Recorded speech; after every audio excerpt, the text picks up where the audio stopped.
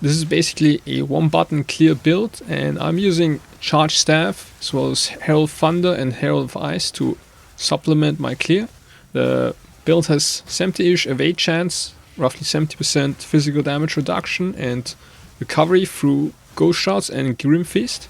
I'm playing this character in solo self-found, so it shouldn't be too difficult to set up in a trade league. Alright, for the gems, the main change that I've made is I've added Herald of Ice. Now normally, to trigger Herald of Ice, you would have to freeze enemies, so that would require a lot of cold damage. And if you want to shatter very consistently, you would probably need to invest into freeze, build up. But with this ring, you only need to chill your enemy to shatter them.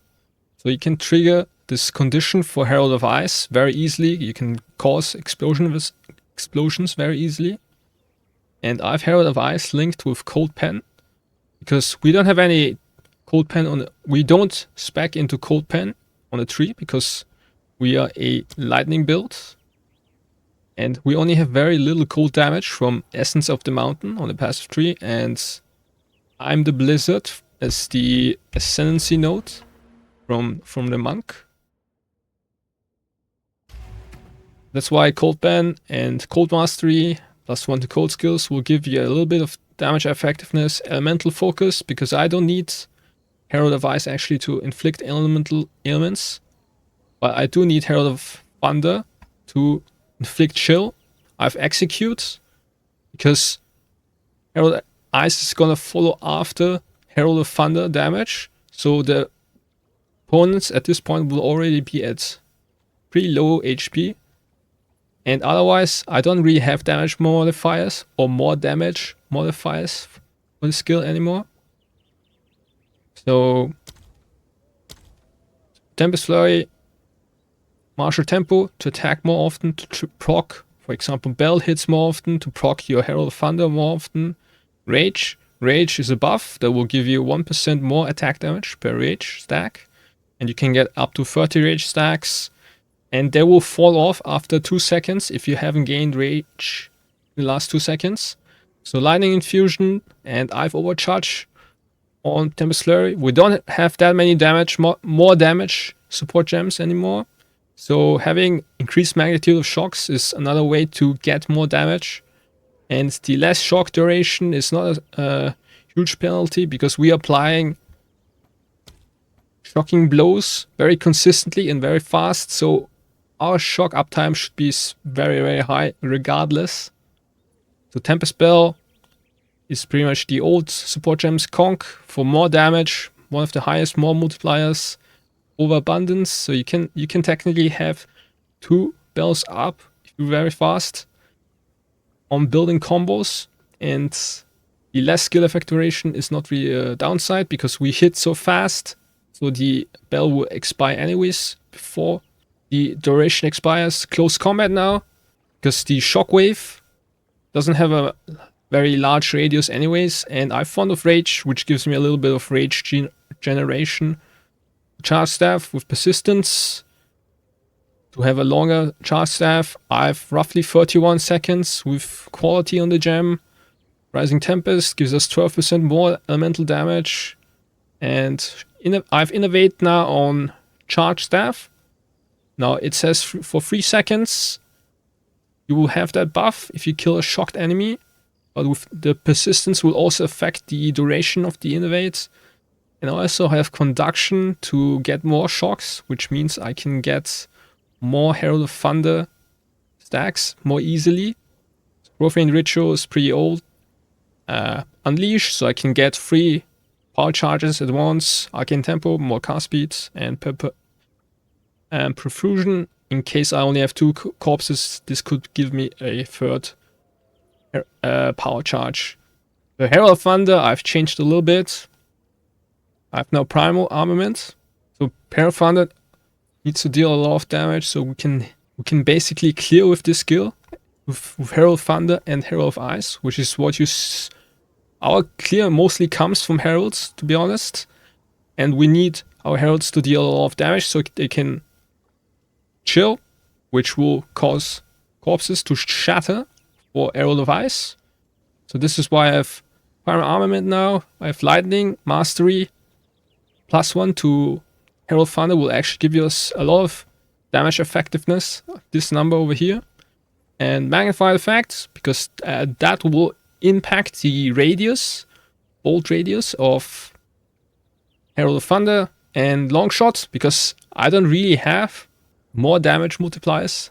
This is better than nothing. Most of the times you probably won't be hitting enemies 7 meters away from you, but if you do, you get 35% more attack damage.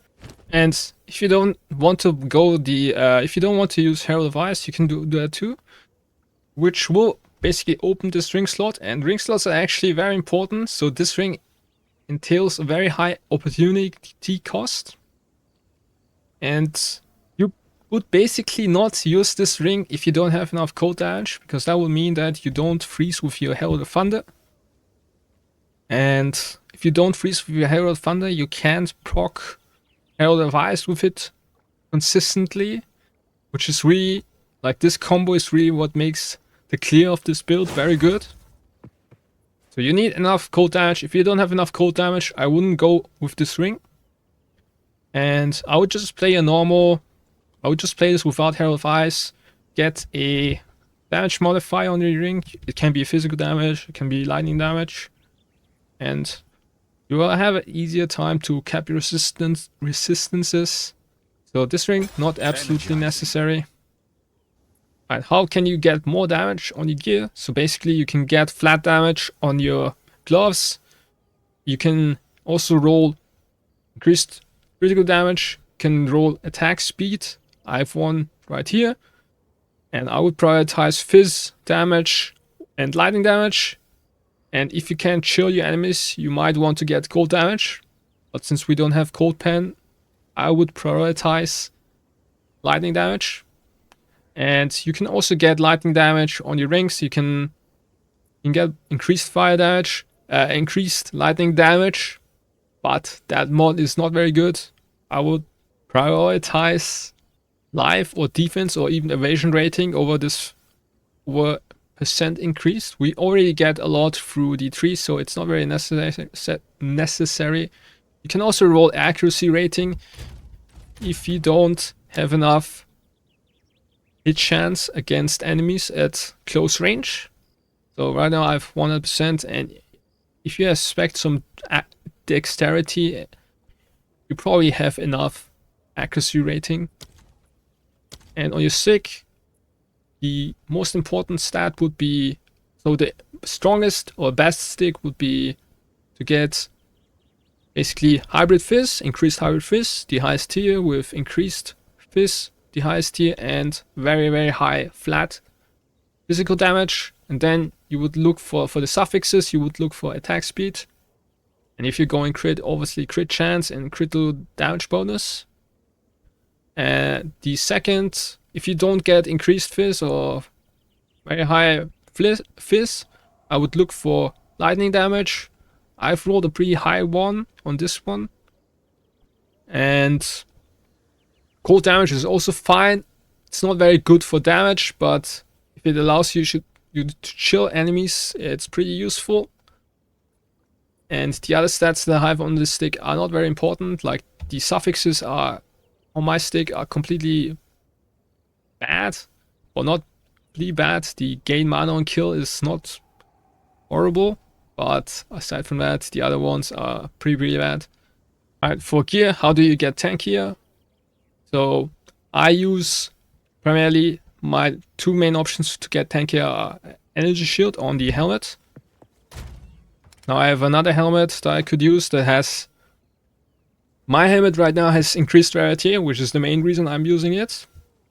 Because I want more loot, I want more gold. I can farm gold very fast with this, with increased rarity. I think I have something like, I have 89% right now.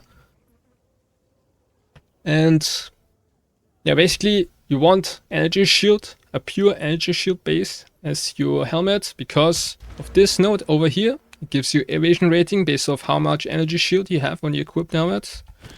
And let's see how much I lose if I drop this helmet. So 2500.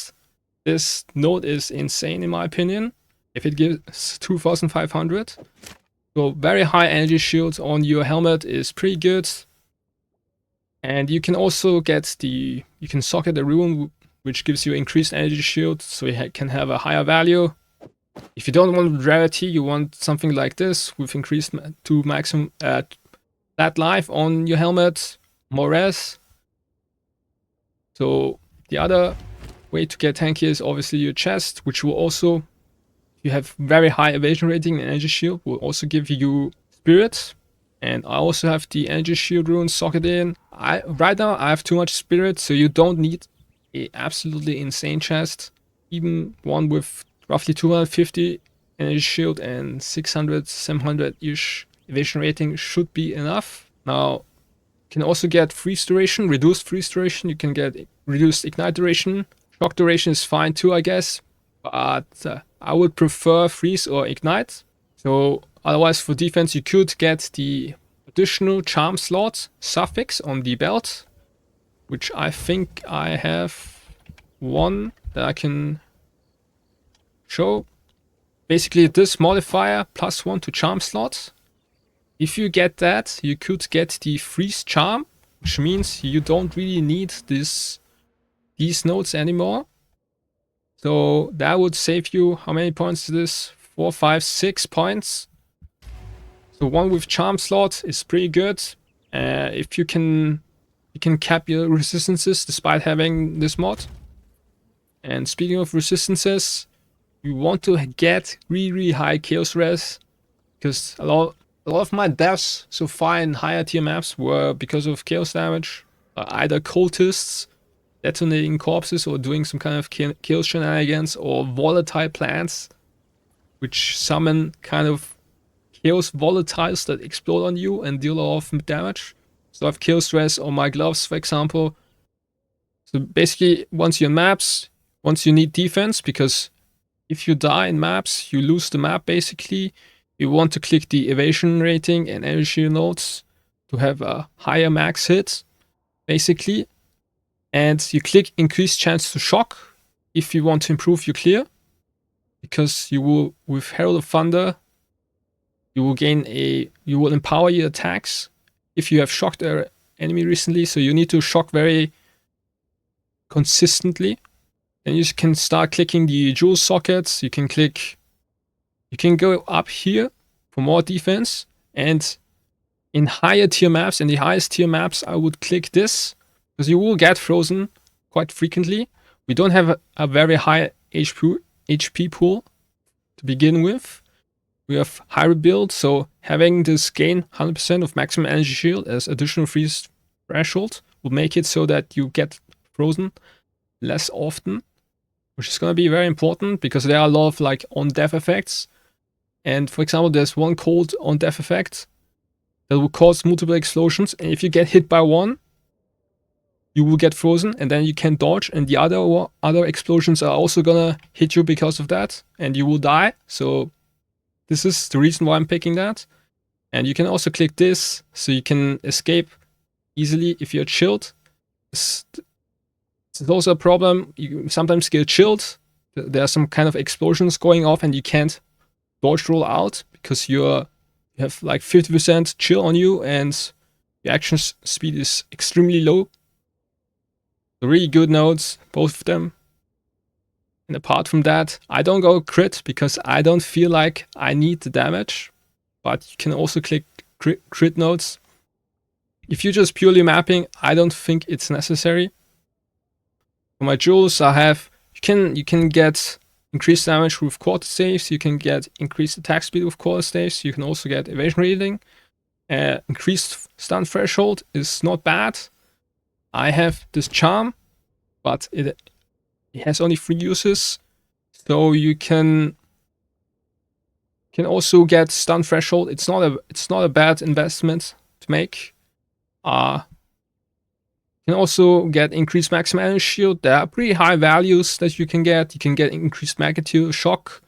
I have a little bit of cold pan. You can also get lightning pan. You can get maximum resistances with jewels. I have a little bit more stun threshold here.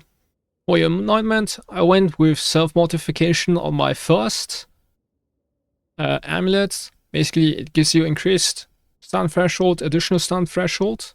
Since we have a lot of energy shield, or I at least do, this line is particularly good, and it's pretty cheap. It only requires Ire, Envy. The very best anointment would be lightning damage with non-critical hits is lucky. It's pretty expensive, but if you stick with non-crit, this is an insane DPS boost, because lucky basically means that your damage will be rolled twice, and if you have a very high damage variance, which is usually the case with lightning damage, it will provide you with a very huge DPS boost.